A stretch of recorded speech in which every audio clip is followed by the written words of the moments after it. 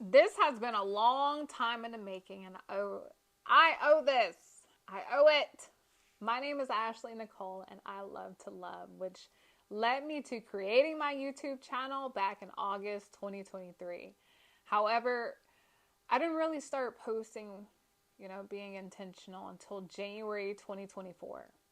I started posting and I was scared. I was so scared because I knew I was going to face some backlash by sharing my teen pregnancy and the story behind it, what led up to it with my daughter's dad, who was 25 while I was 13.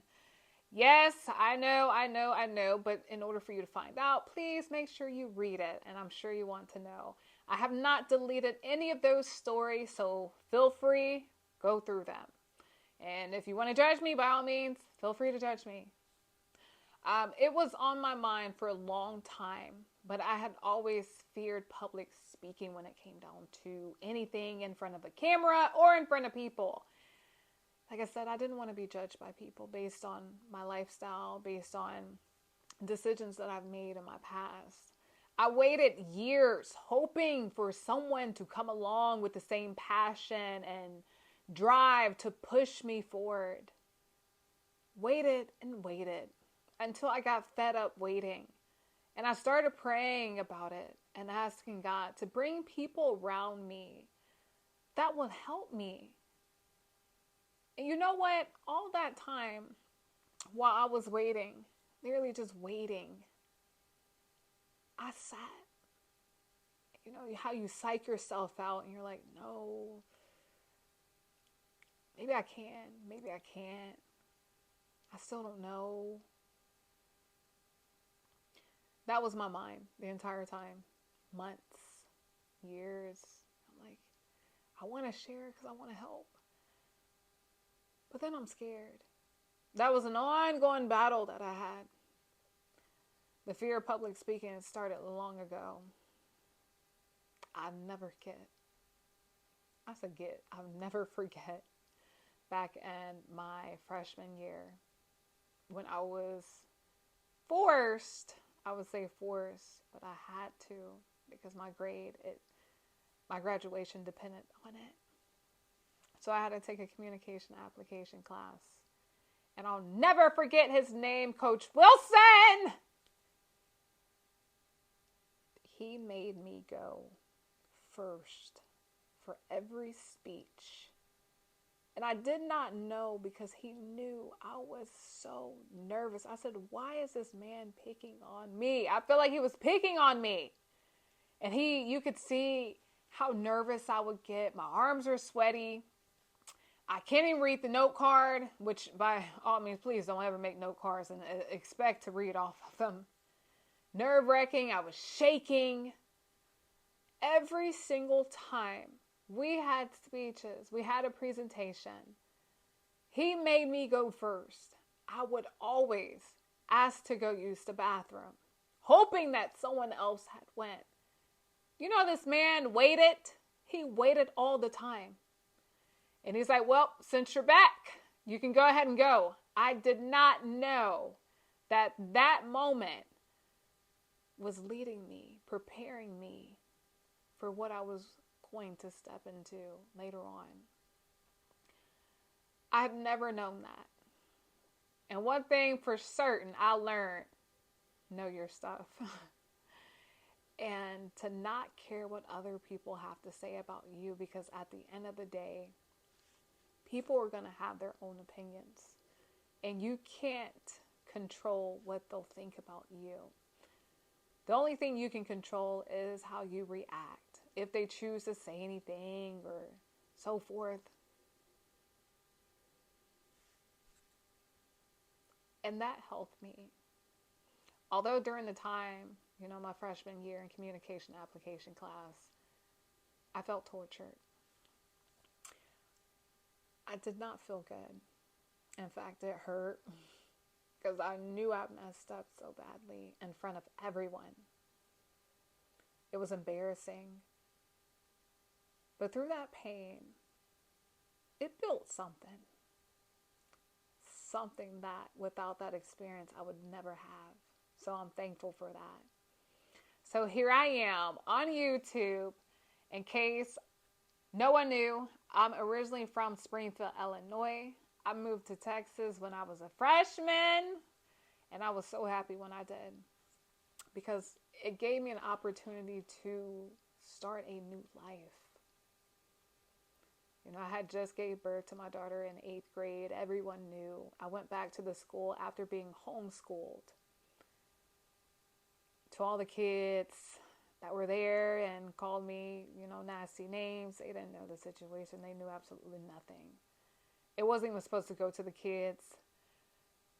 My mom had to call the school, let the principal know, and, you know, the principal shared it with the teachers, and all of a sudden it got out to the students. Walking back into school is something I'll never forget because I had to face everyone and everyone's looking. They were looking at me and asking, "Are you okay?" And, you know, the girls that did not like me, they used that to their full advantage, calling me all sorts of names. I'll never forget that. So when my mom had announced to us, we're moving to Texas, I was so happy because I said, I get to go somewhere where no one knows me or knows of me or can judge me. Because they can't judge what they don't know, but at the end of the day, people will still judge you no matter what. I didn't know, you know, how it felt being, well, I take that back because I did. I always stood up for those who were being bullied. I didn't even have to know them. It was something in me as a quiet little girl who barely spoke to anyone. When I seen someone being, you know, pushed around or talked about, it was something in me that said, you need to speak up for them. But then when it was my turn, when I went through it, no one was there to speak for me. And that moment I'll never forget.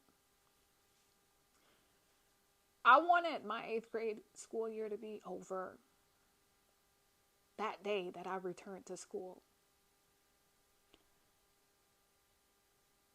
No kid should have to go through any of that. And I know what you're probably thinking, like, well, you should have never been pregnant, all this. Now, I didn't go out intentionally trying to get pregnant, okay? Make sure you read those stories that I posted.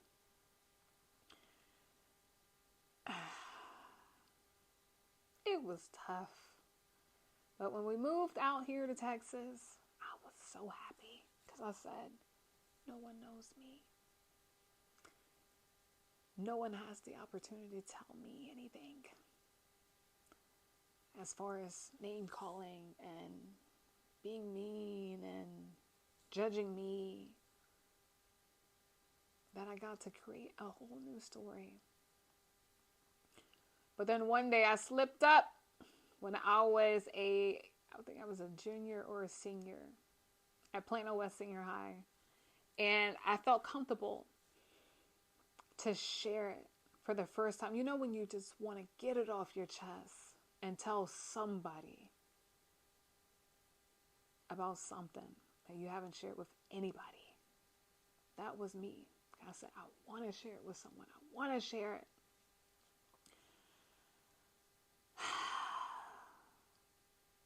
Why'd I do that? You share it with one person, they promise you up and down. I ain't going to tell nobody.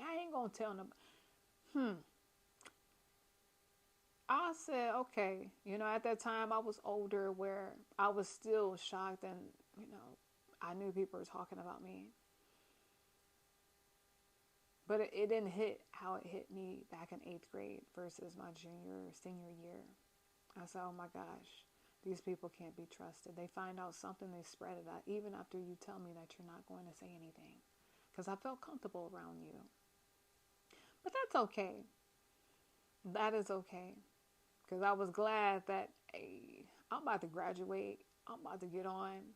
Because one thing for certain, I did not allow me having a child at an early age, and best believe I took care of my child, stop me from pursuing my dreams, from doing what I've always wanted to do. In no way, shape, or form was it easy. Not at all.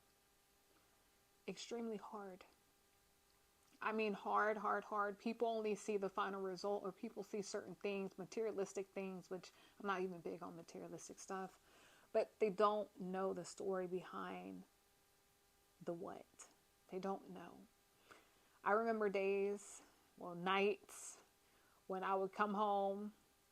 I wouldn't say nights, it was like evening, because I was playing basketball at the time, but I had to give up my one of my dreams. I had to give it up. And I thank God, because I was so passionate about basketball. You couldn't tell me anything about it. It kept me physically in shape. And it was just something about the adrenaline and the workouts that we would do, and just the pacing up and down the court, that I love so much, that made me feel like a kid.